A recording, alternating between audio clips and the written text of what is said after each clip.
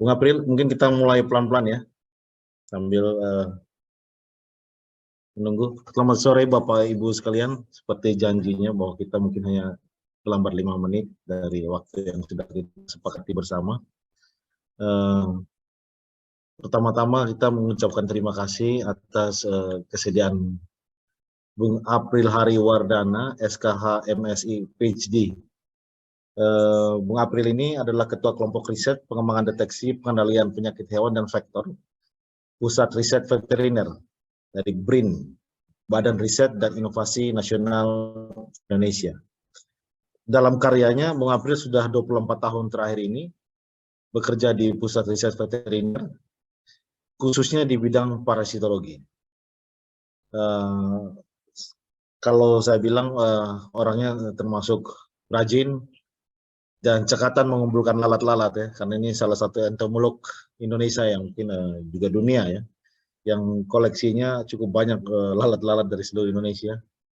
Dia teruji telah melakukan eksperimen obat-obatan, menguji obat-obatan insektisida, dan juga menuliskan publikasi yang lumayan banyak di sini. Kemudian Bung April sendiri adalah lulusan dari Fakultas Kedokteran Hewan Universitas Airlangga Surabaya sebagai lulusan terbaik tahun 98. Jadi ketika genjang tahun-tahun reformasi, Bung April lulus juga. Jadi ini lulusan reformasi, era reformasi. Dan kemudian melakukan studi S2 di Australia ya, Bung April, di Master di Bioteknologi di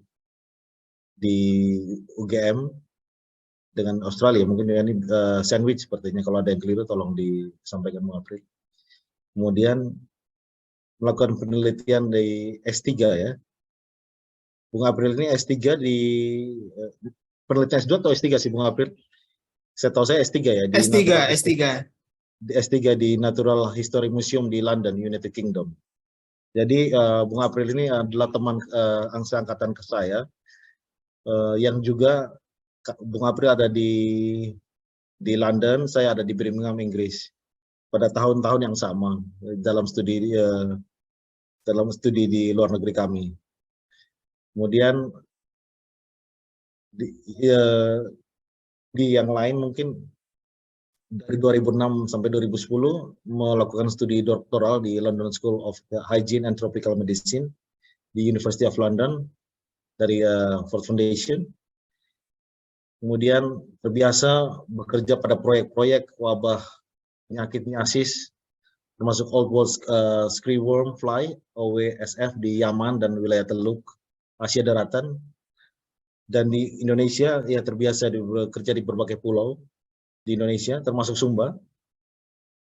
Kegiatan penelitiannya didanai oleh antara lain International Atomic Energy Agency, Vienna, Australia, terkait dengan steril insect teknik.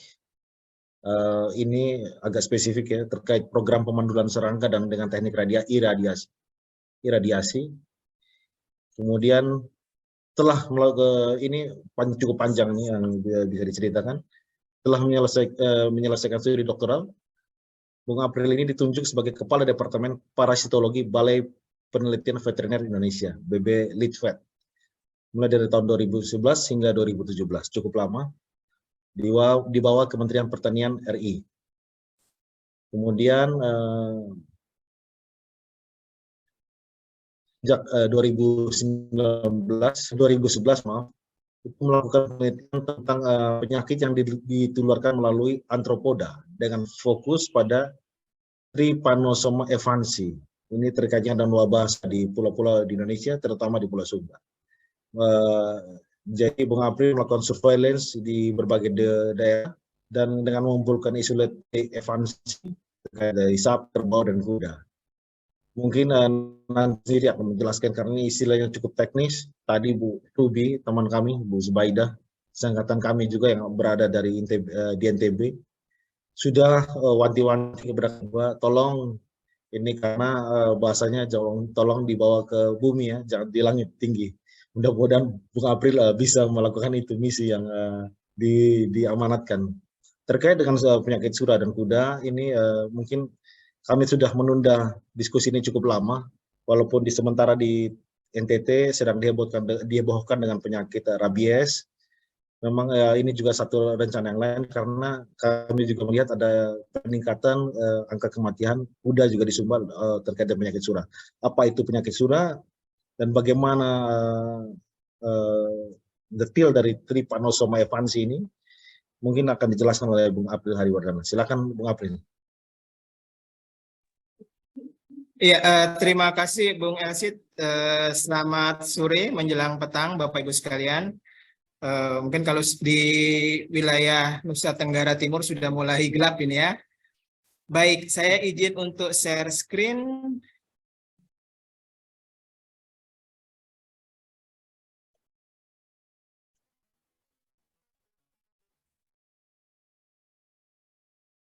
Sudah terlihat Bapak Ibu sekalian? Sudah, Pak. Sudah. Oke, baik. Seperti yang disampaikan Bung Elsit tadi, mungkin nanti untuk 45 menit ke depan kita akan belajar ataupun kita akan mengenal apa itu sih penyakit surah. Ya mungkin Bapak Ibu sekalian juga terutama di Pulau Sumba ya sudah sering mendengar penyakit ini ya, karena memang cukup populer sejak tahun 2010 kalau tidak salah ketika wabah ini pertama kali hadir di Pulau Sumba. Dan sampai saat ini pun bahkan kemarin saya masih kontak dengan Dr. Hewan Okto. Beliau sekarang juga sedang di lapangan untuk penanggulangan penyakit ini. Jadi menurut beliau saat ini lagi sedang tinggi-tingginya terutama di Sumba Timur ya. Baik, nanti kita akan melihat apa itu surah, penyebabnya apa, kemudian kira-kira bagaimana kita untuk mengendalikannya, kemudian kenapa penyakit ini sampai mengancam kepunahan kuda sandalwood yang ada di Sumba.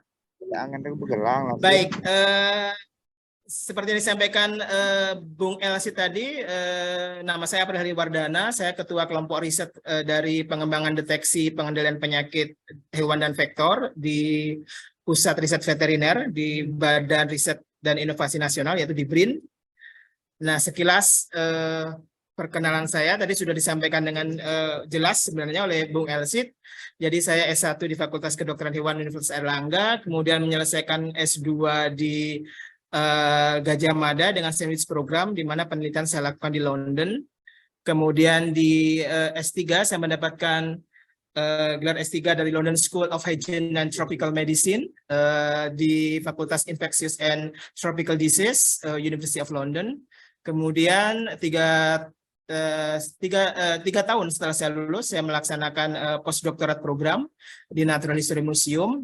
Di samping sebagai peneliti, saya juga memberikan kuliah di beberapa universitas di Indonesia, baik itu untuk S1 maupun S2, termasuk juga memberikan mata kuliah di luar negeri, seperti di University of Central Mindanao, Osaka Prefecture University, Ankara University yang ada di Turki, dan juga menjadi beberapa pembicara internasional di pertemuan-pertemuan ilmiah.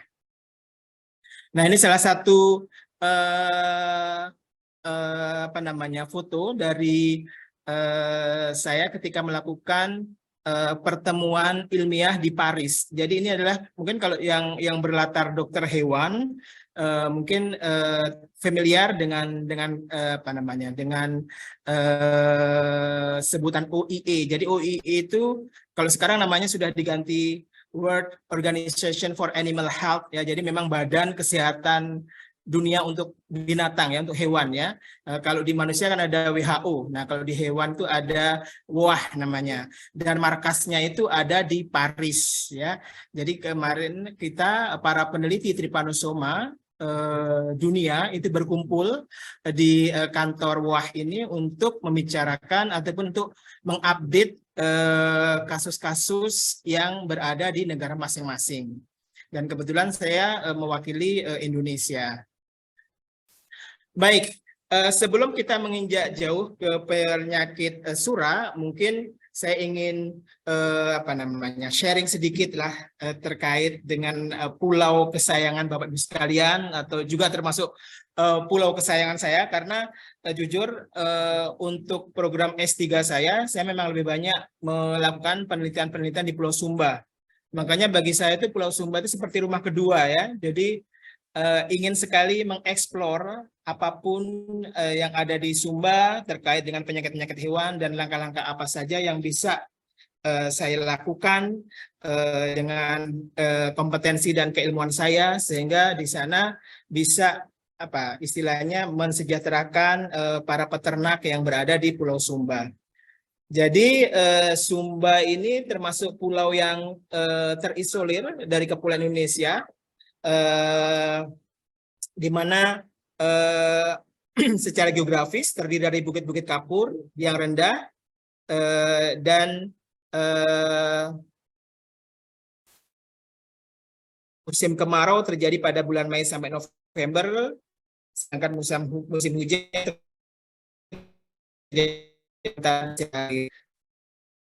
kemudian ini salah satu kelas fun di Pulau Sumba, yaitu kuda sandalwood, di mana ini adalah memang kuda asli dari Pulau Sumba yang memiliki ciri-ciri kira-kira tinggi badannya sekitar 110 sampai 130 cm, kemudian tubuhnya cukup representatif ya, sebagai kuda penarik ringan, di mana kuda ini dipercaya merupakan hasil persilangan antara kuda Arab dengan kuda poni lokal yang pada saat itu disilangkan dengan tujuan untuk mempercantik penampilannya sebagai kuda pacu di Indonesia.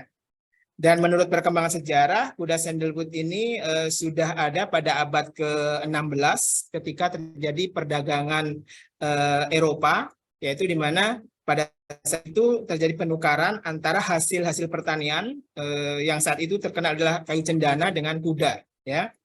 Kemudian bagi masyarakat Sumba, kuda sandalwood ini berfungsi sebagai mahar, tidak hanya sebagai alat transportasi, tetapi juga sebagai bagian yang tak terpisahkan dari upacara adat, terutama upacara adat Pasola.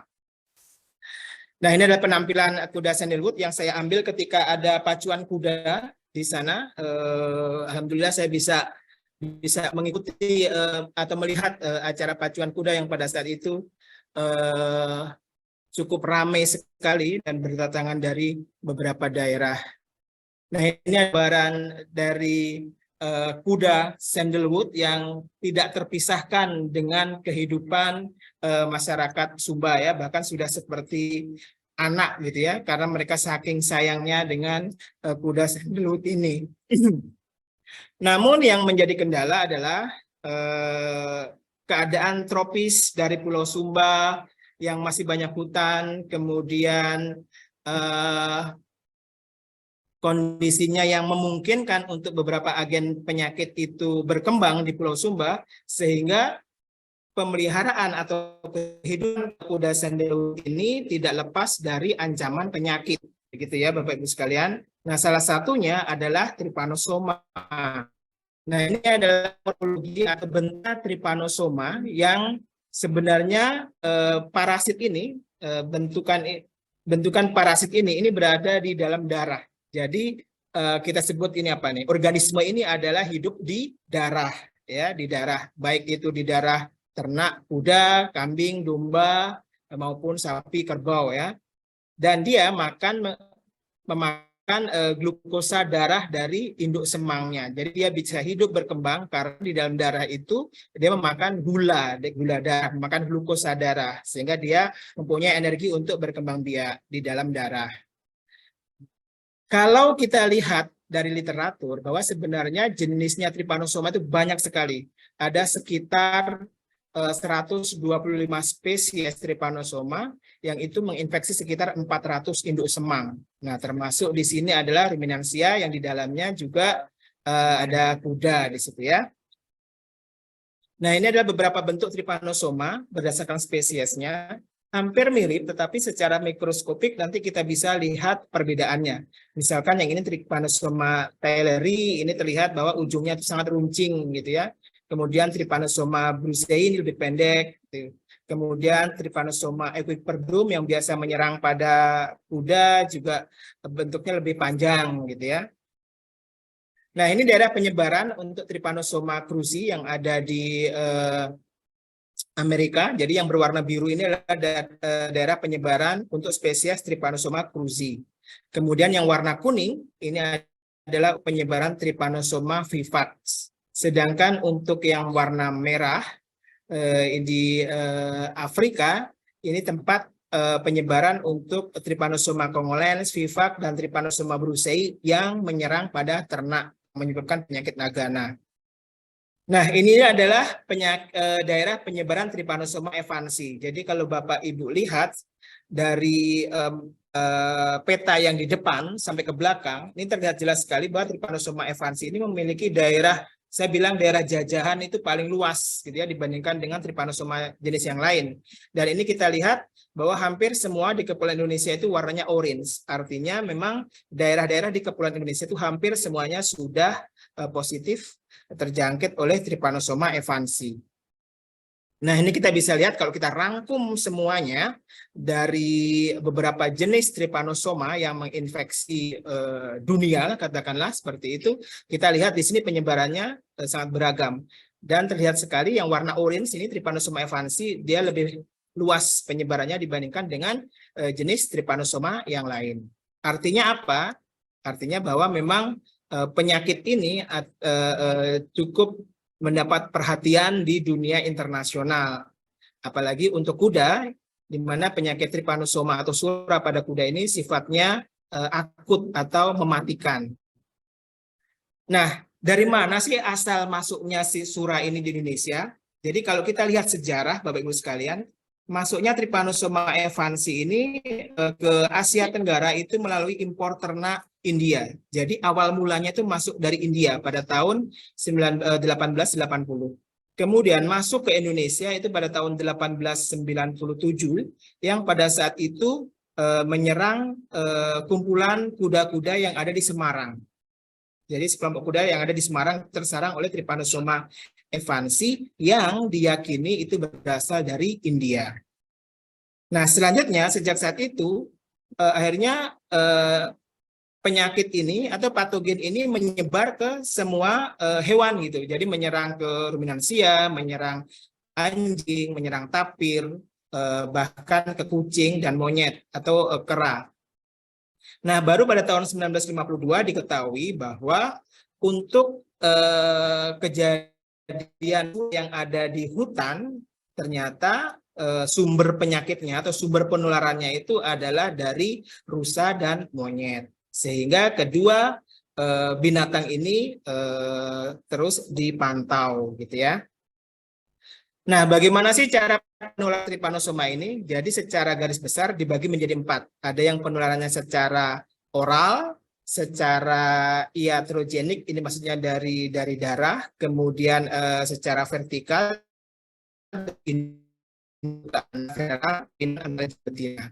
kalau secara oral itu biasanya hewan itu terkena adalah hewan-hewan pemburu seperti anjing ya, kemudian hewan-hewan yang memakan daging mentah atau kita yang makan daging mentah, kemudian kelelawar penghisap darah dan anak yang menyusu ke induknya. Kemudian secara iatrogenik ini biasanya melalui transfusi darah, melalui suntikan ataupun pada saat melakukan operasi bedah.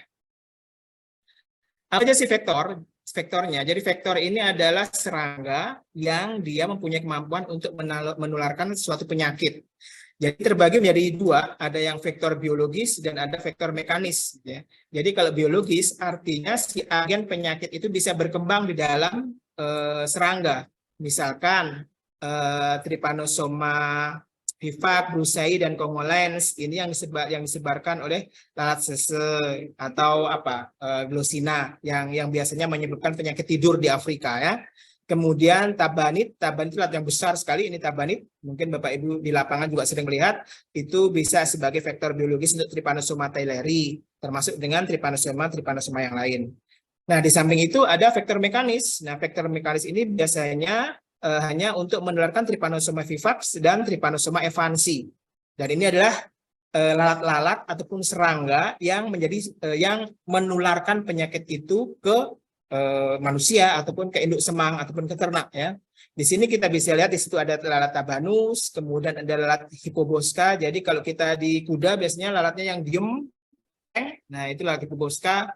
Kemudian ini lalat stomopsis, lalat yang ada di kandang biasanya. Kemudian hematobia ini ratanya yang kecil-kecil, biasanya hanya ada di apa? Ada di punuk apa di lehernya si leher bagian atas sapi ataupun ternak. Kemudian juga ada kolikoides yang bentuknya seperti nyamuk. Nah, jadi serangga-serangga inilah yang menjadi ataupun yang berperan untuk menularkan trypanosoma. Ada juga binatang pembawa penyakit, misalkan kelelawar ya, kelelawar ataupun ini marsupialis atau tapir gitu ya. Nah, kalau kita lihat sebenarnya vektor ini sukanya ke mana saja sih? Nah, ternyata dari hasil pengamatan katakanlah vektor yang disebabkan oleh yang lebih besar yang lalat tabanis ini lebih suka atau lebih senang menghisap darah manusia. Baru kemudian menghisap darah hewan, terutama ruminansia, hewan-hewan besar, baru ke unggas, gitu ya. Nah, ini salah satu contoh Bapak Ibu sekalian yang bisa dilihat. Ini foto-foto yang saya ambil dari Sumba Timur ketika melakukan surveillance atau investigasi dan juga di Banten, di mana pada saat itu baik di Sumba maupun di Banten terjadi wabah sura. Kita bisa lihat di sini wajah dari kuda ini full dengan lalat, ya. Kemudian kaki sapi ini juga full dengan lalat, juga termasuk abdomen kuda ini juga full dengan lalat. Nah, bagaimana cara penyebarannya? Ini ada studi yang cukup bagus. Misalkan di 0 meter ini terjadi wabah sura, katakanlah di suatu kecamatan A, gitu ya. Nah, diyakini karena penyakit ini disebarkan oleh lalat, jadi 37,5% sebagai contoh itu lalat-lalat yang membawa sura, gitu ya. Nah, ternyata sampai jarak 25 meter lalat ini masih mampu menularkan sura dari sumber penularannya, gitu. Jadi kalau kita ingin mengkarantina ternak kita yang positif sura itu harus lebih dari 25 meter dari sumber infeksi, gitu ya. Nah, ini gejala klinis yang bisa kita lihat pada kerbau maupun pada kuda. Gejala yang khas adalah yang pertama adalah terjadinya pembengkakan pada perutnya, pada abdomennya. Jadi perutnya itu membengkak di sini. Bahkan kalau di literatur disebut ini ada pembengkakan berbentuknya seperti papan. Jadi bentuk dari perutnya kuda ini seperti papan, segi 4 gitu ya. Kemudian disertai dengan testisnya ini atau skrotumnya ini membengkak gitu ya.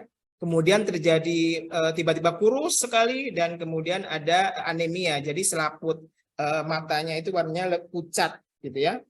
Nah, ciri khas yang bisa kita lihat di kerbau itu biasanya kerbaunya itu kayak bengong gitu ya. Makanya beberapa literatur menuliskan bahwa penyakit sura ini disebut juga dengan penyakit bengong. Karena kudanya itu, karena kerbaunya biasanya diem gitu aja ya, tidak ada reaksi.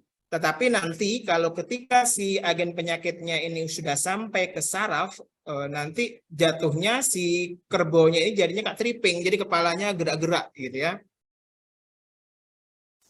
Nah, apa yang dilakukan ketika wabah itu terjadi di Pulau Sumba pada tahun 2010? Ya, karena Pulau Sumba itu sebelumnya merupakan pulau yang bebas dari sura, sehingga di pulau ini tidak terdapat obat sura. Dan hewan-hewan, kuda, kerbau, sapi itu tidak mempunyai sistem imun, jadi tidak punya kekebalan di dalam tubuhnya. Sehingga ketika penyakit ini menjangkit di Pulau Sumba, banyak hewan yang mati dengan cepat. Ribuan hewan ternak, terutama kuda itu mati cepat ya. Dan untuk menghindari tersebarnya penyakit ini lebih bebas, beberapa kebijakan membunuh atau memotong kuda yang terinfeksi kemudian dibakar. Ada juga yang misalkan kuda-kuda yang masih sehat itu disemprot dengan insektisida agar lalat tidak menempel ataupun menghisap darah kuda. Jadi gitu yang dilakukan pada saat itu. Nah, ini beberapa metode yang biasa dilakukan untuk memeriksa sura. Jadi biasanya kita ambil darahnya, kemudian kita pisahkan antara darah dengan serum. Nah, nanti kalau darahnya itu digunakan untuk ulas darah, kita bisa digunakan juga untuk pemeriksaan secara sentrifuge, kemudian serumnya bisa digunakan untuk uji serologis. Yang darah juga bisa digunakan untuk PCR. Hanya saja masing-masing metode ini memiliki kekurangan dan kelebihan.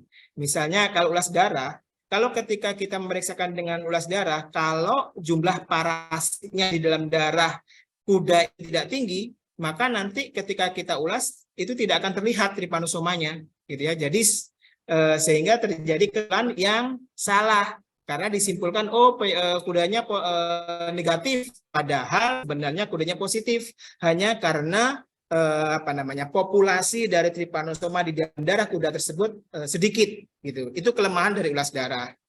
Kemudian kalau PCR itu metode yang sangat bagus sekali, tetapi relatif mahal dan tidak semua laboratorium mempunyai kemampuan untuk melakukan uji ini. Nah, apa yang menyebabkan atau yang mempengaruhi keganasan surah tersebut? Jadi ada 5 faktor, Bapak Ibu sekalian, yang menyebabkan, yang menentukan keganasan surah. Yang pertama dari strain-nya, dari jenisnya. Nah, jenis trypanosoma itu yang ada di lapangan itu ada 3. Ada yang memang sangat patogen, artinya itu sangat ganas. Kemudian ada yang ganasnya itu sedang, ada juga yang tidak ganas. Kemudian tergantung juga dari induk semangnya. Jadi kalau induk semang kuda, anjing, dan unta, 3 hewan ini dia tuh sangat peka sekali terhadap surah. Jadi hitungannya cepat dan cukup mematikan. Tetapi pada sapi, kerbau, kambing domba, hewan-hewan ini cukup tahan terhadap infeksi trypanosoma evansi. Kemudian juga ditentukan oleh beban kerjanya. Ternak-ternak yang digunakan untuk membajak, membawa beban berat, kemudian mengalami stres, itu akan mudah sekali terkena trypanosoma evansi atau mudah sekali surah. Kemudian juga ketika si ternaknya itu mengalami infeksi sekunder, ketika misalkan ternaknya juga mengalami penyakit yang disebabkan oleh bakteri, katakanlah pas diare, mungkin virus, mungkin pas dia lagi ngorok atau pas lagi keluar ingusnya, ya, atau parasit lainnya, misalkan pas dia lagi kecacingan. Nah, itu juga bisa mempengaruhi atau mempercepat terjadinya penyakit surah ini pada ternak. Yang kelima, terakhir adalah malnutrisi. Artinya jika si ternak tersebut kurang gizi, kualitas pakannya rendah, sehingga sistem imunnya, sistem kekebalannya itu lemah sekali. Akibatnya trypanosoma ini akan mudah sekali menyerang ternak tersebut. Nah, ini kalau kita lihat Bapak Ibu sekalian daerah penyebarannya. Jadi di peta tadi kalau kita besarkan lagi menggunakan peta Indonesia saja, terlihat bahwa dari Banda Aceh sampai ke Papua ini sudah positif atau sudah terinfeksi oleh trypanosoma evansi atau surah. Nah, faktor-faktor apa yang menyebabkan terjadinya wabah di suatu tempat? Jadi ada 3 faktor Bapak sekalian. Yang pertama, jika ada hewan yang terinfeksi masuk ke daerah bebas surah. Nah, ini yang terjadi ketika ada wabah di Pulau Sumba. Jadi karena ada hewan yang terinfeksi masuk ke Pulau Sumba yang sebelumnya bebas, sehingga itu akan mudah terjadi wabah. Kemudian yang kedua, jika ada hewan yang naif masuk ke daerah endemis surah. Ini juga ada contohnya terjadi wabah di surah di Banten pada tahun 2013 sampai 2014. Yang ketiga, jika ada hewan yang terinfeksi masuk ke daerah endemis. Nah, itu juga akan bisa menyebabkan wabah, memicu terjadinya wabah. Seperti contoh wabah yang terjadi di Banten, juga pada kasus surah yang terjadi di Bogor. Nah, sekarang kita akan fokus untuk surah di Pulau Sumba. Jadi kita tahu di sini ada Pulau Sumbawa dan di sini ada Pulau Sumba. Mereka berdekatan, mereka adalah pulau tetangga. Tetapi statusnya yang berbeda. Jadi katakanlah ini kita bicara tahun 2009. Pada tahun 2009, Pulau Sumba itu sudah menjadi pulau yang endemik surah, artinya pulau yang memang ada surah di situ. Sedangkan Pulau Sumba itu diyakini sampai tahun 2009 itu masih daerah bebas. Gitu ya. Jadi sebelum 2009 ini memang tidak ada laporan terkait penyakit surah. Jadi diyakini bahwa pulau ini satu-satunya pulau di Indonesia yang bebas surah dibandingkan dengan pulau-pulau yang lain. Tetapi dia berdekatan dengan pulau yang sumbernya surah, yaitu pulau endemik surah, yaitu di Sumbawa. Nah, ini sebagai contoh gambarannya, ilustrasinya Bapak Ibu sekalian. Jadi ini Pulau Sumbawa, ini Pulau Sumba. di mana hingga tahun 2009 Pulau Sumba ini diyakini sebagai satu-satunya pulau di Indonesia yang bebas sura pada waktu itu. Nah, kalau kita lihat dari data yang ada di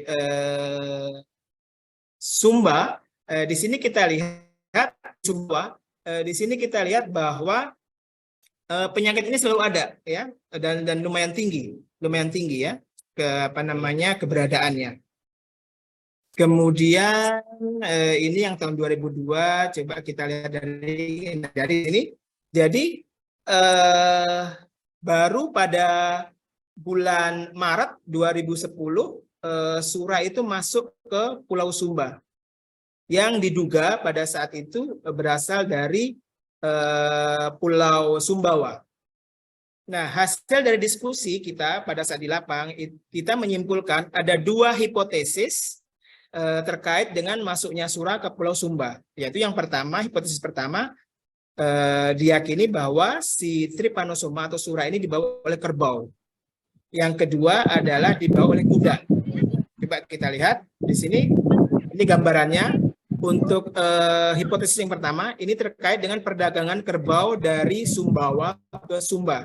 Jadi pada saat itu diyakini bahwa harga kerbau di Pulau Sumba, tepatnya di Bima, itu lebih murah dibandingkan dengan harga kerbau di Pulau Sumba. Sehingga banyak sekali para pedagang itu membeli kerbau dari Pulau Sumbawa. Ya. Nah, akibatnya kerbau-kerbau yang di daerah Bima atau di Pulau Sumba ini dibawa ke Pulau Sumba melalui Sumba Barat. Jadi masuk pertama kali melalui Sumba Barat. Kemudian, itu hipotesis pertama. Hipotesis kedua, masuknya sura ke Pulau Sumba itu karena ada festival kuda pacu. Festival kuda pacu. Jadi kalau Bapak Ibu sekalian pasti sudah familiar, hampir tiap tahun secara rutin gitu terjadi balapan kuda ya di Pulau Sumba. Nah, sebagai ilustrasi berikut bahwa acara pacuan kuda itu diadakan setiap tahun. Nah, kemudian diyakini ada kuda dari daerah Bima yang dibawa ke Pulau Sumba juga melalui Sumba Barat. Seperti ini. Sehingga diyakini ini adalah sebagai pintu awal masuknya Trypanosoma di Pulau Sumba. Baik, jadi kalau kita rangkum sejarah wabah sura di Pulau Sumba, nah pertama kali masuk di Sumba Barat sebagai tempat awal masuknya, kemudian menyebar ke Sumba Barat Daya, dari Sumba Barat Daya kemudian meluas ke Sumba Tengah, dan terakhir menyebar ke Sumba Timur.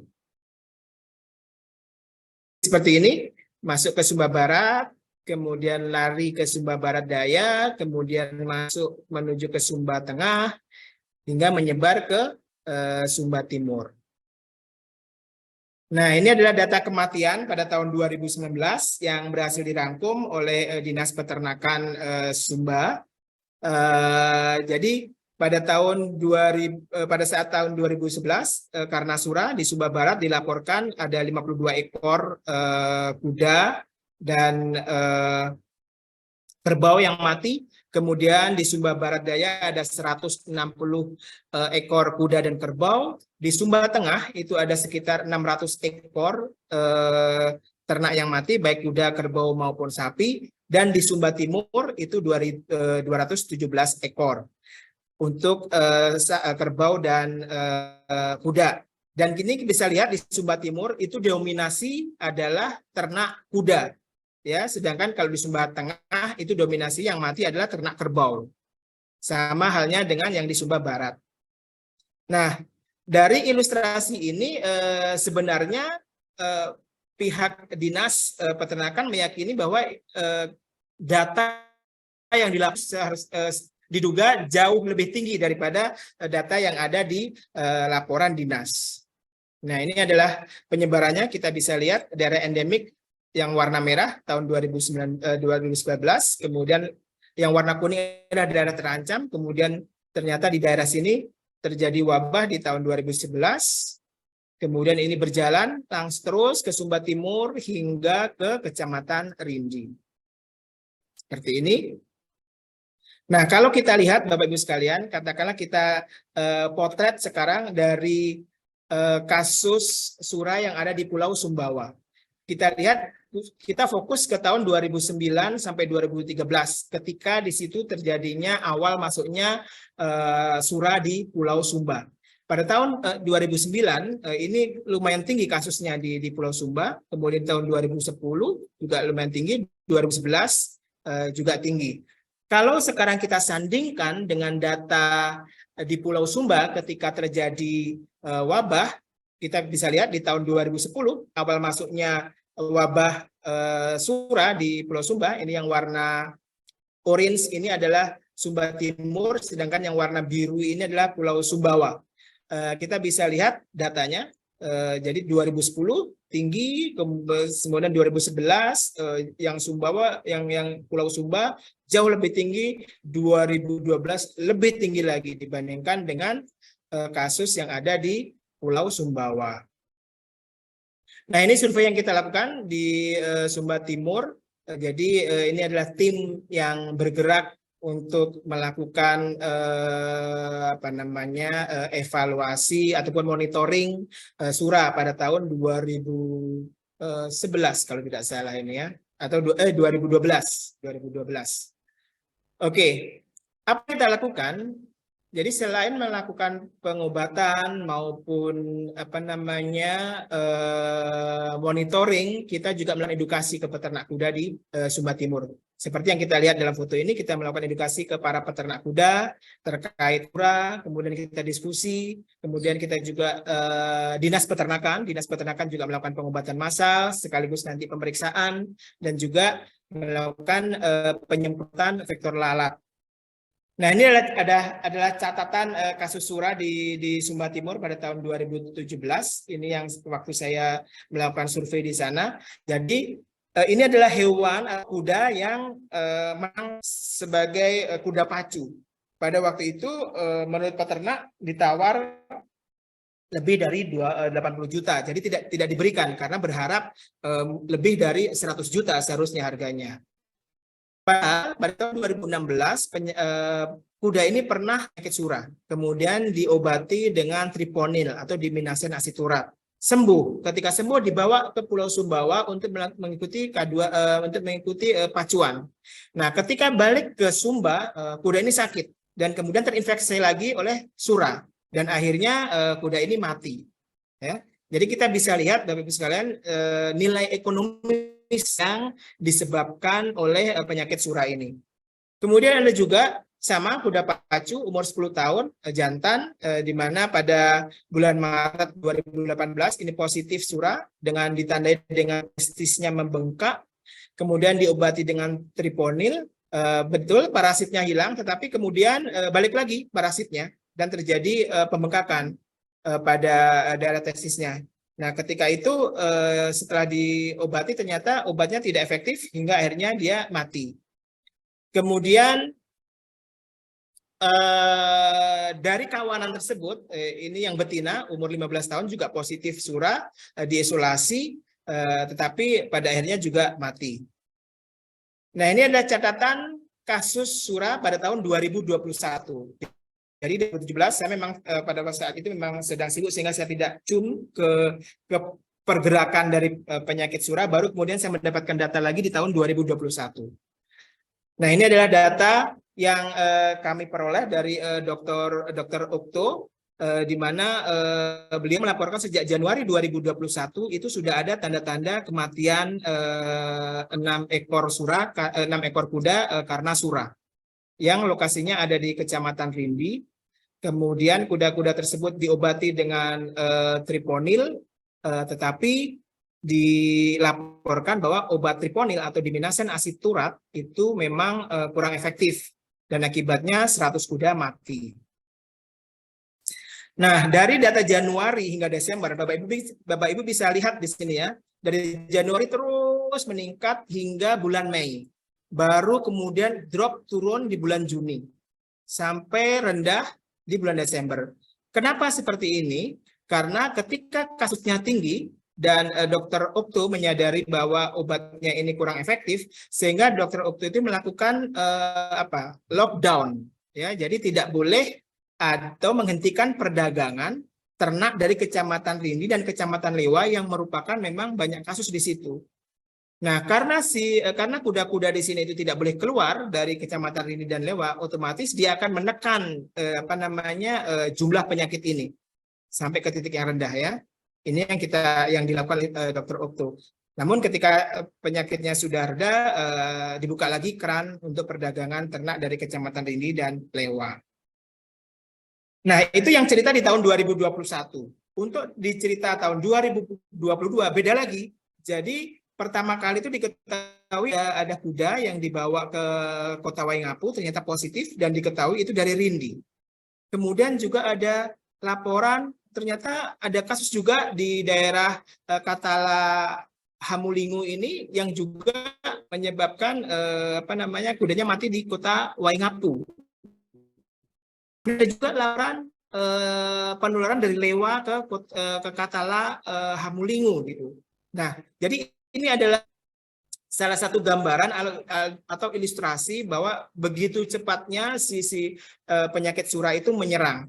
Jadi ini sebagai contoh kuda yang menjadi sumber penularan kemudian dibawa oleh lalat yang cukup terbangnya cukup jauh dan menginfeksi kuda sehat. Akibatnya seperti ini, banyak sekali kejadian surah. Nah, ini contohnya kasus-kasus surah. Jadi ini kuda di Kecamatan Harhar yang dilaporkan positif surah, kemudian diobati dengan diminasen asiturat, tetapi memang akhirnya mati. Nah, ini beberapa kuda dengan gejala klinis yang terserang surah di Sumba Timur. Terlihat sekali di sini kurus, kemudian ada pembengkakan di abdomen. Nah, ini juga kuda-kuda yang mati di lapang, yang diyakini karena surah.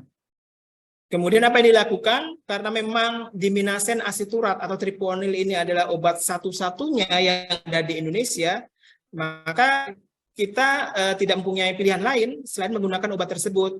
Walaupun dari data di lapangan diketahui bahwa obat tersebut kurang efektif untuk kuda. Mungkin untuk sapi, kerbau efektif, tetapi memang kalau kuda banyak beberapa literatur melaporkan bahwa diminasen asiturat atau triponil ini kurang efektif. Sehingga kejadian ini sampai sekarang juga belum tertuntaskan gitu ya. Karena memang diminasi asiturat atau triponil ini adalah satu-satunya obat yang ada di Indonesia yang sudah terregister. Nah, ini data kasus kematian kuda di 3 kecamatan di Sumba Timur pada tahun 2022. Kita lihat dari Februari hingga Oktober itu tercatat sekitar 175 kuda mati akibat penyakit ini. Yang diduga karena mobilitas ternak yang tidak terkendali Kecamatan Rindi sebagai sumber penularannya. Kemudian ini kasus yang ada di Sumba Tengah yang dilaporkan oleh Dr. Ferdinand. Di sini juga menyampaikan Dr. Ferdinand bahwa meskipun digunakan atau diberikan dosis yang double atau ganda, diminasen asiturat ini juga kurang efektif untuk kuda sehingga masih terjadi kematian. Kalau dulu sebelumnya itu ada obat yang namanya tripamedium atau benaknya isometamedium. Dan memang benar ketika dilakukan kombinasi antara diminasen asiturat dengan tripamedium, beberapa kasus memang dapat diredam. Namun sejak tahun 2017 obat ini sudah tidak beredar lagi di Indonesia. Nah, ini contoh kerbau yang mati karena surah. Jadi sebelumnya dia biasanya ambruk gitu ya, lumpuh, kemudian lemas dan mati. Nah, ini kuda-kuda yang ada di Kecamatan Mamboro dan Katikutana di Sumba Tengah, ternyata memang surah itu cukup ganas ya Bapak Ibu sekalian. Jadi kita bisa lihat kudanya kurus-kurus dan semua kuda yang ada di foto ini mati karena surah. Nah, ini investigasi yang saya lakukan dengan teman-teman di Dirjen PKH pada bulan Desember. Ini kita mengambil beberapa sampel darah di kuda. Ini Dr. Okto yang mengambil sampel darah. Kemudian kita juga melakukan membuat preparatas darah langsung di lapangan sembari petugas kesehatan mengobati. Jadi kita langsung melakukan pembuatan ulas darah sehingga ketika sampai di laboratorium kita langsung warnai dan kita periksa. Pada kesempatan itu kita juga bisa mendapatkan kesempatan untuk mewawancarai beberapa peternak kuda yang memang merasa sangat rugi penyakit satu peternak kuda pacu, di mana beliau memiliki 400 kuda pacu dan 380 di antara itu mati karena surah. Sehingga beliau saat ini kembali menjadi petani padi, gitu ya. Kemudian kita mengunjungi lokasi di mana peternak kuda yang pertama kali terserang surah di Sumba Timur ini. Dan di daerah ini pada saat kita pulang kita melihat ternyata ada lahan kuda pacu yang memang sudah tidak berfungsi, jadi banyak ditumbuhi rumput. Ketika kita tanya, ya karena memang populasi kudanya sudah rendah di daerah situ, sehingga lapangan kuda pacunya tidak digunakan atau idle. Ini Bapak Ibu sekalian gambaran Trypanosoma. Jadi dia itu ada di dalam darah. Jadi yang bulat-bulat ini adalah sel darah, sedangkan ini adalah parasitnya. Di mana dia akan memakan gula darah untuk bisa berkembang atau hidup di dalam darah. Nah, ini hasil dari survei yang kita lakukan di bulan November dan Desember. Ternyata kita bisa lihat di sini masih tinggi, baik secara pemeriksaan menggunakan uji serologis maupun uji molekuler dan ulas darah. Jadi penyakit ini memang masih ada sampai sekarang di Sumba. Nah, ini kita coba lihat dari laporan dari Sumba Timur. Ternyata hewan yang menunjukkan gejala klinis itu secara ketika diulas darah itu juga positif, walaupun tidak semuanya ya. Tetapi dari hewan yang positif itu hanya beberapa yang bertahan. Nah, biasanya yang bertahan ini karena memang dia memiliki sistem imun yang baik, dapat makan yang baik, ataupun dipelihara dengan baik, gitu, tidak dilepas di lapangan, gitu, tidak dilepas di hutan, sehingga dia bisa recovery. Sedangkan kalau kuda-kuda yang misalkan setelah diobati terus ketika sakit berada di lapangan, itu biasanya tidak tertolong kalau tidak di treatment atau mendapat perlakuan yang ekstra. Nah, dari kematian 54 ternak, 88% itu kuda yang mati dan 12% itu kerbau yang mati. Ini adalah contohnya Bapak-Ibu sekalian. Nah, apa yang dilakukan ketika saat itu di tahun 2023, karena memang pada saat itu banyak sekali hewan yang mati, sehingga untuk mencegah penyebaran yang luas, jadi untuk hewan yang positif dan memang parah, positif dan parah, itu dipotong dan dibakar. Nah, dari isolat-isolat yang kita perlu dari lapangan, Bapak Ibu sekalian, kita bawa ke laboratorium, kemudian kita deteksi genetikanya. Di sini kita bisa lihat bahwa ini adalah kelompok yang secara genetik itu merupakan isolat-isolat dari Sumba Timur. Dia itu masuk ke dalam kelompok yang patogenitasnya itu dalam kategori sedang dibandingkan dengan yang ada di Sumbawa, di Pandeglang, di Lebak, itu termasuk yang tinggi. Nah, kalau kita lihat lagi secara secara analisis molekuler, kita bisa lihat di sini ini adalah populasi atau isolat-isolat yang berasal dari Sumba, dia bergabung dengan isolat-isolat yang memiliki patogenitas tinggi, ya. Jadi dia termasuk dalam patogenitas sedang karena dia merupakan campuran antara patogenitas tinggi dan rendah. Namun tergantung dari mana yang dominan. Kalau yang dominannya tinggi, maka dia juga akan lebih mematikan. Kalau yang dominannya rendah, mungkin juga tidak terlalu mematikan. Nah, dari lalat-lalat yang kita tangkap di hewan, di kuda, kemudian kita juga lakukan analisis untuk mendeteksi surah. Ternyata memang lalat yang kita tangkap itu positif. Artinya bahwa memang betul lalat ini adalah sebagai vektor dari surah untuk kuda. Nah, ini adalah strategi pengobatan surah di Sumba Timur. Jadi kalau ada yang sakit dulu ada kalau kita bagi menjadi dua periode. Periode 1 ketika ada isometamedium atau tripamedium, yaitu pada tahun 2010 sampai 2011, kemudian ada periode 2 ketika diminasen asiturat atau triponil ini sudah masuk ke Pulau Sumba. Jadi ini adalah strategi pengobatannya. Dan kalau kita analisis dari strategi tersebut, Bapak Ibu sekalian, ketika obat tersebut tidak ada ataupun tertunda pengobatannya, untuk kuda itu akan cepat terjadi letupan penyakit dibandingkan dengan kerbau.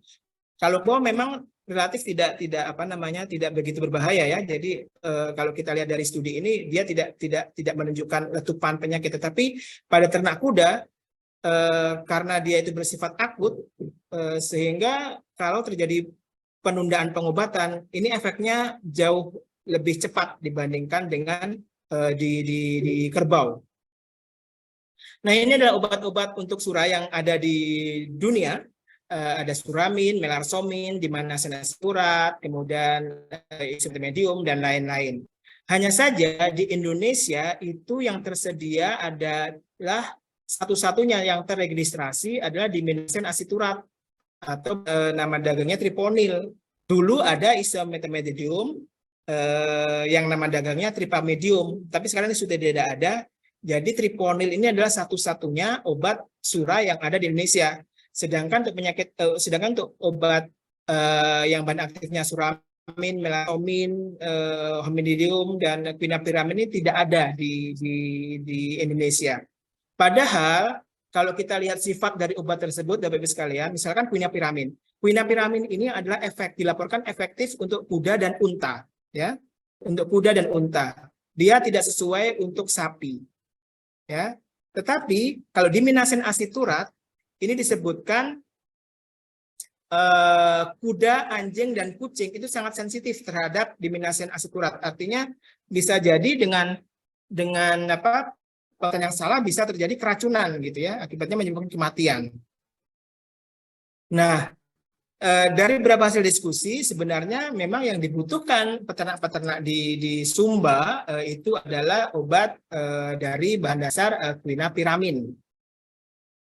Ini adalah salah satu reaksi ataupun saran dari ahli surah yang ada di Organisasi Kesehatan Hewan Dunia. Beliau menyebutkan bahwa diminasen asiturat atau triponil ini relatif toksik untuk kuda dan berpotensi menyebabkan kematian. Kemudian triponil ini memang tidak disarankan untuk kuda. Jadi rekomendasinya adalah quinapiramin.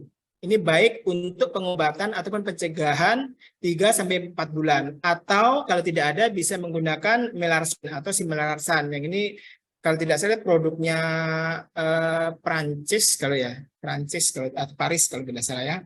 Nah, ini ada salah satu catatan yang cukup membuat kita berpikir, Bapak Ibu sekalian, ketika saya mendapatkan note ini atau message ini, beliau menyampaikan pakai triponil tidak ada obat lain yang digunakan untuk pengobatan surah di Sumba Timur. Hewan-hewan yang sakit tersebut dijual murah sehingga lebih cepat menyebar ke beberapa wilayah. Jadi karena hewannya sakit ya udah dijual aja daripada mati dengan harga yang murah gitu. Tapi itu berpotensi malah menyebarkan penyakit tersebut kemana-mana, gitu kan? Ditambah lagi dengan hewan adat yang pergerakannya sulit terkontrol sehingga memperlebar penyebaran penyakit surah ini. Di wilayah selatan Sumba itu muncul pada bulan Februari dengan radius 200 km dari titik awal dan dengan angka kesakitan mencapai 140 ekor kuda dan kematian 3 ekor, gitu ya. Kemudian dari sini saya balik lagi melihat hasil diskusi kita dengan ahli surah yang ada di WAH gitu. Balik lagi ketua NETT ini adalah organisasi untuk Trypanosoma menyebutkan namanya Bapak Philip Buscher ini menyebutkan quinapiramin, sulfat dan klorin ini memang masih efektif untuk pengobatan surah pada kuda. Berdasarkan pengalamannya ahli surah dari Filipina Bapak Alain Dergantes juga merekomendasikan obat yang sama. Demikian juga ahli surah dari Perancis, Mark Desken, ini juga merekomendasikan untuk obat yang sama, yaitu quinapiramin. Nah, apakah benar si quinapiramin ini bagus untuk kuda? Nah, ini ada beberapa penelitian Bapak Ibu sekalian yang bisa kita lihat. Jadi ada 72 ekor kuda dengan gejala klinis sura, yang satu kelompok diobati dengan quinapiramin, satu diobati dengan isometamedium atau tripamedium, satu lagi diobati dengan diminasen asiturat atau triponil. Semuanya menggunakan dosis tunggal. Kemudian pengobatannya ada melalui intramuskuler, intravena, intramuskuler dengan dosis yang sesuai dengan yang disyaratkan. Nah, kemudian diamati selama 3, 7, 14 sampai 21 hari. Jika tidak ada gejala klinis, tidak ada trypanosoma evanescens dan terjadi perbaikan hematologi, baru itu dinyatakan sebagai sembuh, ya. Coba kita lihat hasilnya. Nah, ini yang quinapiramin, ini khasiatnya pada hari ketiga 91% sembuh. Pada hari ke-7 itu 100% sudah sembuh. Sedangkan untuk isometamedium, tripamedium pada hari ketiga itu hanya 79% yang sembuh. Sampai hari ke-21 hanya 87% yang sembuh. Ini diminasen asiturat, yaitu triponil yang ada sekarang. Ini kita lihat pada hari ketiga menyembuhkan 33% sampai pada pengamatan terakhir 21% itu memberikan kesembuhan 63%. Nah, ini kita bisa lihat Bapak Ibu sekalian dari efikasi atau khasiat obat sura, beberapa obat sura, quinapiramin, isometamedium, dan diminasen asiturat pada kelompok kuda yang diobati. Kita lihat pada hari ke-7 itu sudah mencapai kesembuhan 100% untuk quinapiramin dibandingkan dengan obat yang lain. Kemudian bagaimana dengan gambaran darahnya? Nah, kita bisa lihat ini adalah gambaran sel darah merah, ini hemoglobinnya, ini sel darah putih. Ini yang normal, hijau ini yang normal, kuda yang sehat. Ternyata ketika diobati dengan quinapiramin, ini quinapiramin, itu menyebabkan kondisinya sama dengan kuda yang sehat. Ini ya, kita bisa lihat yang warna biru dengan warna hijau, warna biru dengan warna hijau.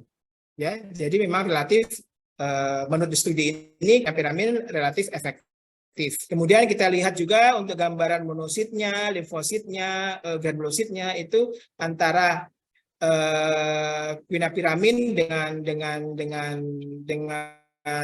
kuda yang sehat itu hampir sama. Ya. Nah, ini studi yang lain, tapi digunakan ke Trypanosoma equiperbrum dengan mengkombinasikan antara diminasen asiturat dan quinapiramin. Dan ini cukup memberikan efek yang bagus, ya, ketika dilakukan kombinasi antara triponil dengan quinapiramin. Jadi strategi penggunaan trypanosida itu soma ini merupakan hasil diskusi dengan ahli sura yang ada di badan internasional. Apabila ternak di dalam kawasan enzootik itu maksudnya suatu kawasan di mana terjadi penyakit pada suatu kawasan tertentu di situ, dan sura tidak menyebabkan kematian, misalnya sura pada sapi, maka pengobatan tidak ditujukan untuk mengeliminasi parasit hingga tuntas. Jadi memang digunakan hanya untuk parasit mayoritas dan menginduksi atau merangsang terjadinya pembentukan reaksi imun, reaksi kekebalan tubuh. Makanya digunakan dosis 3,5. Kemudian apabila sapi yang akan diperdagangkan dan aturannya katakanlah harus bebas sura atau ternak akan diintroduksikan dimasukkan ke peternakan yang bebas sura, maka harus diberikan diminasen asiturat atau triponil dengan dosis yang tinggi yaitu 7 mg atau 1 mg untuk isometamedium atau 0,5 untuk melarsomin atau simalarsan. Kemudian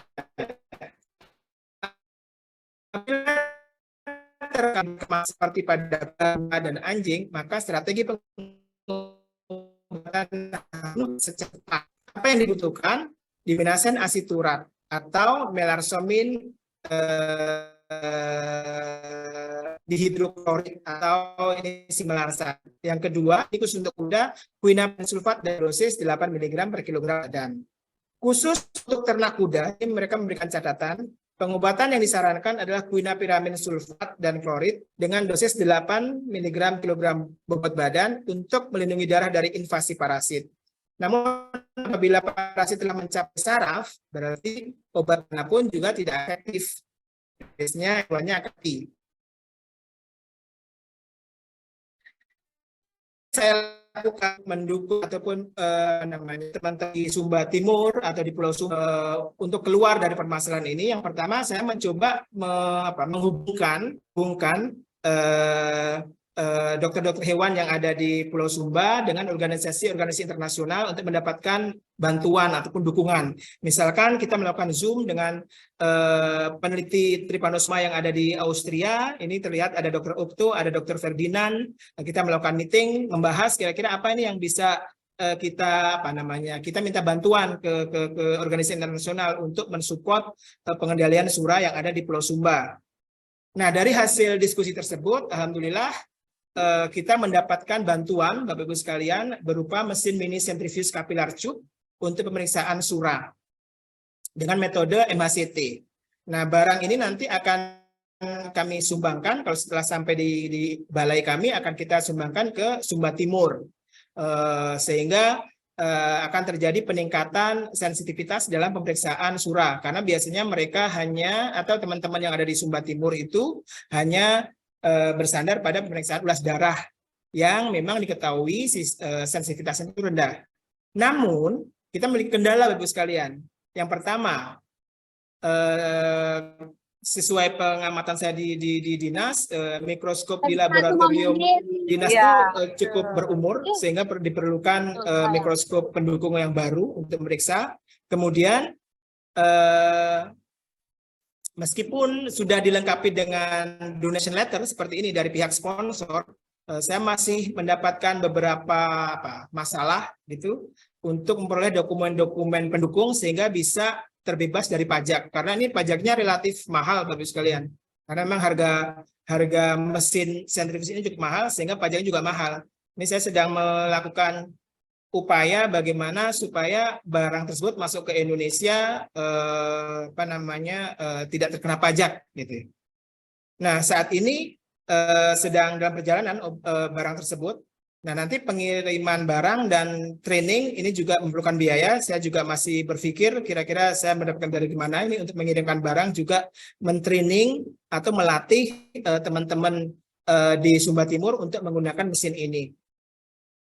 Kemudian saya juga melakukan pendekatan ke beberapa perusahaan di Indonesia terkait dengan program CSR mereka untuk meminta bantuan kit diagnosa. Dan alhamdulillah saya mendapatkan dari PT Mitra Asiatek Biosensor, PT MAB. Nah, beliau dengan senang hati memberikan kit CATT Trypanosoma ke Pulau Sumba dan sudah saya kirimkan untuk mendeteksi penyakit sura pada kuda. Dan berdasarkan testimoni dari Dr. Okto di Sumba Timur bahwa kit ini cukup membantu di dalam mendeteksi penyakit sura. Karena memang sensitif, kemudian mudah sekali dilakukan oleh siapapun. Jadi prinsip dari CATT ini seperti kita periksa darah, Bapak-Ibu sekalian ya. Jadi nanti serum dari kuda kita masukkan dari sini, kita masukkan protein dari Trypanosoma, kemudian kita aduk sampai rata, kemudian kita goyang-goyang. Nah, kalau ada gumpalan atau ada endapan seperti ini, ada koagulasi, berarti dia positif. Nah, dengan melihat seperti ini, peternak atau dokter hewan tahu apa yang harus dilakukan. Ya, ini menurut Dr. Okto cukup membantu di dalam pengendalian di Sumba Timur. Hanya saja pada saat itu saya hanya memberikan untuk 250 reaksi karena memang perusahaan bisa Pak April saya punyanya yang 250 reaksi untuk membantu teman-teman di Sumba Timur. Oke, nggak apa-apa. Jadi alhamdulillah teman-teman bisa menggunakan kit diagnosa ini untuk melakukan pemeriksaan sura di lapang. Bahkan hari ini juga kemarin saya sempat tanya ke dokter itu masih digunakan dan hasilnya cukup bagus. Kemudian langkah yang saya lakukan juga adalah bagaimana saya mendapatkan support dari para ahli sura yang ada di dunia internasional. Balik lagi saya berkomunikasi apa ini kira-kira obat yang bagus untuk pengendalian sura di Sumba. Balik lagi mereka menyarankan bahwa diminasisin akurat itu cukup berbahaya kalau dilakukan kalau salah gitu ya, kalau salah dosis ataupun salah penggunaannya. Dan yang disarankan adalah quinapiramin sulfa klorid ya, ataupun simalarsan. Tapi balik lagi, quinapiramin maupun simalarsan ini, kedua obat ini tidak ada di Indonesia.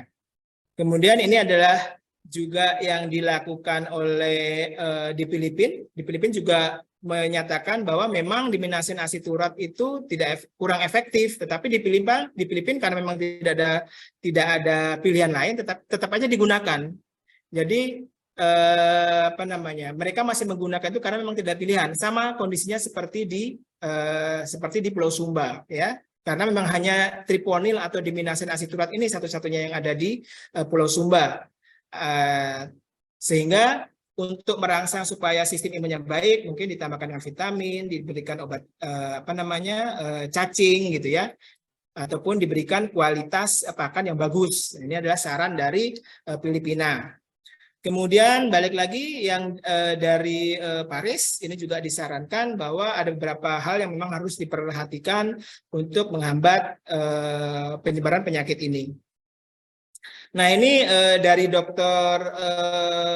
Mauro yang ada di bawah, beliau menghubungkan saya dengan salah satu ahli sura yang dia bisa membantu untuk pengadaan quinapiramin tadi, quinapiramin. Ini adalah emailnya. Jadi mereka memang obat sura efektif untuk kuda itu ya quinapiramin. Dan beliau menceritakan bahwa obat tersebut telah digunakan untuk membantu wabah sura di Kamboja, dan hingga 8 tahun setelah pengobatan itu tidak ada lagi terjadi sura di daerah Kamboja tersebut. Nah, kemudian pertanyaan berikutnya Bapak Ibu sekalian, kira-kira si sura ini menular ke manusia tidak? Gitu ya. Dia menular ke manusia tidak? Memang dari dulu diyakini bahwa penyakit trypanosoma ini ataupun sura ini hanya menyerang pada hewan. Namun berjalannya tahun Bapak Ibu sekalian, ternyata sura ini juga contohnya lebih dia terserang trypanosoma dalam darahnya, dia merasakan demam berkepanjangan, demam kemudian berkeringat sampai 15 hari, kemudian kehilangan sensitivitas sarafnya, dan ketika diperiksa ulas darah, molekuler, serologis, semuanya menunjukkan dia positif tertular oleh trypanosoma evansi, dan diobati dengan suramin, sembuh. Nah, ketika dilihat ternyata si peternak ini di dalam darahnya itu tidak memiliki apolipoprotein yang secara normal secara alamiah protein ini akan menghancurkan trypanosoma kalau masuk ke dalam tubuh kita. Nah, karena berhubung si peternak ini tidak memiliki protein ini dalam darahnya, maka si trypanosoma ini bisa berkembang hidup di dalam darahnya. Nah, setelah itu terjadi studi Bapak Ibu sekalian. Setelah ada kejadian itu di desa itu, sehingga 1.806 orang ada di desa itu diambil semua darahnya. Dan diperiksa menggunakan secara serologis. Nah, dari 186 itu, dari 1.806 itu ternyata 81 orang itu positif. Ya, 81 orang itu positif. Di antara 1.806 itu ada 26 orang yang dia itu dokter hewan. Nah, ketika diperiksa ternyata 7 orang dari 26 dokter hewan itu juga positif. Nah, ini menunjukkan bahwa ada interaksi antara faktor lalatnya, kuda sebagai tempat berkembangnya si trypanosoma dengan manusia. Gitu. Sehingga kalau ini berinteraksi akan terjadi penyakit yang dinamakan atypical human trypanosomiasis. Nah, ini setelah dilakukan studi lain di India, ternyata memang dari 173 orang yang diambil, ternyata 9 orang itu positif dan 5 orang itu secara PCR juga positif. Ketika dilakukan uji genetiknya, memang betul bahwa trypanosoma yang menyerang pada hewan itu sama dengan trypanosoma yang menyerang pada manusia. Nah, ini adalah kejadian pemeriksaan-pemeriksaan yang sudah dilakukan di India. Hanya saja di Indonesia belum sekomplit ini studinya. Ya, ini kalau kita lihat di sini penyebarannya, bahwa ini Trypanosoma evansi yang warna orange ini cukup banyak. Kemudian ini adalah grafik dari penyebaran Trypanosoma pada manusia. Nah, pertanyaannya, ada nggak sih orang di Indonesia yang terkena surah gitu ya, terutama di Sumba, di Pulau Sumba ketika terjadi wabah? Kita melakukan studi Bapak Ibu sekalian, mengambil 24 serum peternak di daerah wabah di Sumba Barat Daya, kemudian kita uji menggunakan CATT dan Felisa dengan ELISA. Nah, ternyata dari 24 itu kita menemukan 4 orang yang positif, 4 orang peternak yang positif. Artinya memang bisa jadi peternak tersebut sudah terinfeksi oleh atau sudah terinfeksi oleh surah gitu ya. Nah, ini datanya kebanyakan menyerang laki-laki.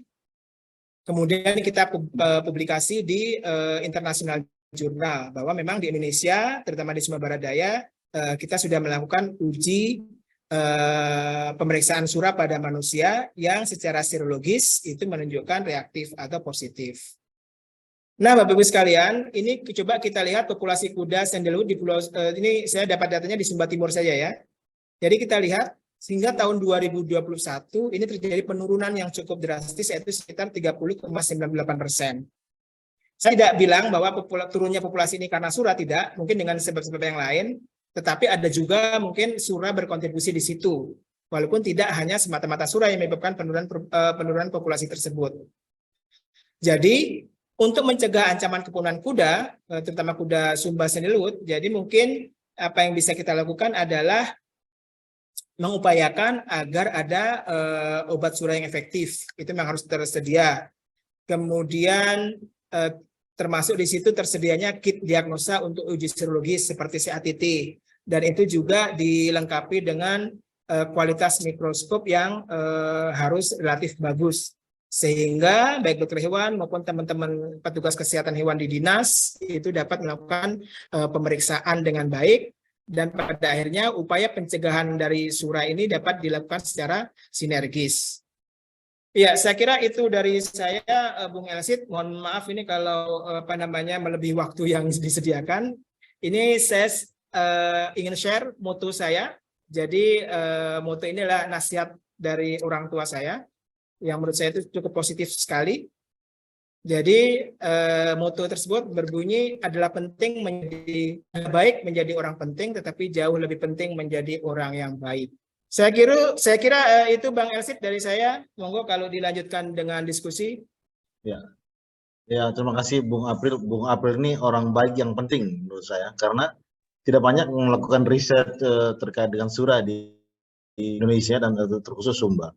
Beberapa hal cukup sangat menarik ya, beberapa temuan menarik Bung April dengan penyebaran surah. Ternyata juga yang dari temuan di India tahun 2022 bahwa itu juga sudah menyebar ke manusia. Tapi dan juga Bung April juga menunjukkan bahwa di dalam studi di Sumba juga 4 orang juga terinfeksi positif ya surah. Ya, mungkin kalau dari saya sebagai orang awam yang ingin bertanya, mungkin apakah dari orang yang positif itu juga menyebarkan kepada hewan, kuda? Apakah ada punya kemampuan semacam itu penyebarannya? Artinya jadi bukan cuman hewannya yang harus karantina, apakah manusia juga adalah perantara yang juga bisa menularkan ke hewan? Saya mungkin satu pertanyaan yang mungkin jadi bukan cuma hewan yang hewan yang dibatasi, tapi juga manusia. Iya, kita sebut itu penyakit zoonosis ya, yang penyakit yang ditularkan dari hewan ke manusia ataupun sebaliknya dari manusia ke hewan, gitu ya. Nah, sejauh ini Bung Elsit belum ada laporan tersebut, karena memang kasusnya meskipun kasusnya ada, tetapi belum sampai ada laporan bahwa manusia itu juga menularkan ke hewan gitu.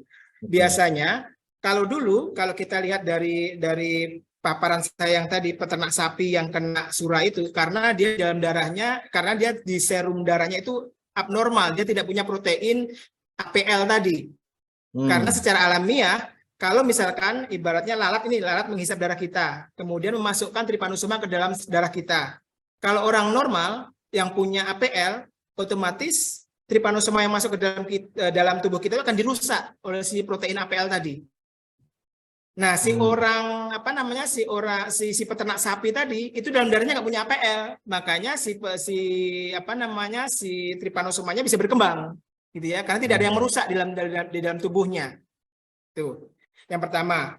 Nah, itu diyakini sampai akhirnya di tahun 2016 keyakinan itu runtuh pada saat ada kasus Trypanosoma evansi atau sura pada manusia yang penderitanya itu normal darahnya.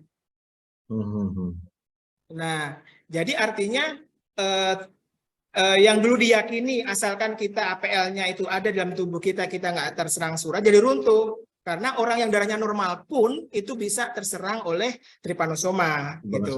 Nah, dari hasil-hasil penelitian yang beberapa literatur juga menyebutkan ternyata ada strain-strain yang memang resisten terhadap darah kita, ada dia peka terhadap darah kita.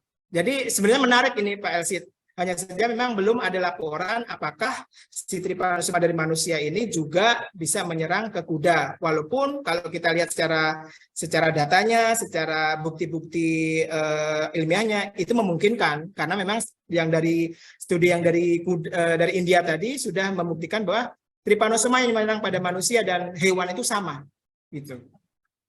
Yang kalau kita lihat dari genetiknya tadi. Oke, di tempat kita mungkin kita akan membatasi dialog kita sampai dengan jam 7 malam ya. Jadi di sini sudah 6:25, Bung April. Jadi Bapak Ibu sekalian, saya lihat tadi ada yang mengatakan di sini ada Kepala Dinas Peternakan Sumba Timur, Bapak Ibu Praing, saya lihat ada di hadir kita. Kemudian juga tadi yang mengangkat tangan Ibu Maria. Kalau masih ada silakan, kalau masih pertanyaannya belum terjawab silakan dilanjutkan Bu. Dan Bapak Ibu sekalian yang ingin bertanya silakan saya buka dan bisa langsung dijawab ya Bung April biar lebih interaktif. Insya Allah, insya Allah. Baik Bapak, mungkin dari saya sedikit Pak. Pak Samsul. Saya mahasiswa peternakan Universitas Kristen Wacana Sumba Pak. Oke, Unkriswina lanjut Kak. Ya, Pak. Dari data yang sudah Bapak jelaskan tadi mengenai bagaimana manusia yang terkena penyakit tersebut tadi Pak. Jadi kalau untuk ini yang ingin saya tanyakan itu, jadi kalau untuk manusia yang terkena itu tadi penyakit itu yang terkena penyakit tadi itu Pak, itu gejala awalnya itu atau tanda-tandanya baru kita bisa dia terinfeksi atau positif begitu Pak. Itu gejala awalnya seperti apa Pak? Mungkin itu sedikit pertanyaan dari saya Pak. Terima kasih. Terima kasih Bung Samsul. Ya, langsung dijawab Bung Elsit atau seperti apa? Ya, ada Bu Maria juga, silakan Bu Maria. Tadi angkat tangan paling lama nih. Ya. Terima kasih untuk kesempatan yang diberikan. Saya Maria dari Dinas Peternakan Kabupaten Sumba Barat. Kebetulan tadi dalam sharing dari Pak April disebutkan bahwa tentang identifikasi atau penemuan pertama kasus Sura di Sumba. Itu Dok, kebetulan yang mengirim sampel yang hasilnya positif untuk Sumba itu kebetulan saya yang mengambilnya. Jadi saya sangat tertarik dengan materi hari ini. Ada beberapa hal yang ingin saya tanyakan juga dan yang saya ingin diskusikan. Yang pertama sekali itu juga masih terkait dengan pertanyaan sebelumnya tentang trypanosoma evansi yang sepertinya sekarang sudah bersifat zoonosis. Untuk kasus pada manusia, Pak, treatmentnya bagaimana? Gitu? Apakah sama, penggunaan obatnya sama seperti treatment kepada ternak atau seperti apa? Terus yang kedua, ada beberapa literatur yang menyebabkan bahwa memang diminasen aseturat yang kita gunakan saat ini atau triponil itu tidak cocok untuk trypanosoma evansi. Itu hanya peka untuk trypanosoma vivax, congolens, dan brucei. Apakah ini juga yang menjadi salah satu faktor penyakit sura ini tidak habis-habis di Pulau Sumba? Karena memang obat yang digunakan itu sama sekali tidak cocok untuk strain atau spesies dari trypanosoma yang ada di Sumba sekarang. Kalau berbicara tentang diminasen aseturat, saya ingat pertama kali kasus ini muncul di Sumba tahun 2010 itu ada 3 pilihan obat yang tersedia. Ada isometamidium, ada dimelasin aseturat, dan juga triponil. Pada saat itu yang kami gunakan pertama kali itu adalah isometamedium dengan pertimbangan itu bisa berfungsi sebagai terapi profilaksis dan juga aplikasinya gampang untuk ternak di Sumba yang dipelihara dengan sistem yang ekstensif atau liar. Waktu itu ada jenis Fat Queen, minta maaf kalau saya sempat sebutkan, akan saya sebutkan perusahaan yang memproduksi atau mendistribusikan itu dari Paiko yang menawarkan Fat Queen yang kandungannya ini quinapiramin. Tetapi pada saat itu kami lihat bahwa aplikasi obat ini agak sulit. Harus subkutan, terus ada pengulangan dalam waktu sekian jam, harus diulang. Makanya saat itu tidak tidak menjadi pilihan untuk penanggulangan Sura di Pulau Sumba. Kalau memang saat ini obat yang direkomendasikan oleh semua ahli di dunia itu adalah quinapiramin, bagaimana caranya supaya obat itu ada di Indonesia, Pak, dan mungkin bisa diberikan izin yang sama seperti triponil. Karena kalau kita hanya berbicara seperti ini, tetapi di akhirnya tindak lanjutnya yang paling efektif caranya itu dalam hal pengobatan kita tidak bisa dapatkan juga, akan tidak terlalu bagus juga hasilnya. Mungkin ini yang saya ingin sampaikan bahwa untuk tentang penyediaan obat di Indonesia. Ya, pertanyaannya serupa dengan pertanyaan dari Ibu Amelia ya yang di chat ya. Oh, iya. Tentang kenapa quinapiramin ini kok tidak masuk atau dijual legal di Indonesia. Oke. Apa masih ada pertanyaan lagi, Bu?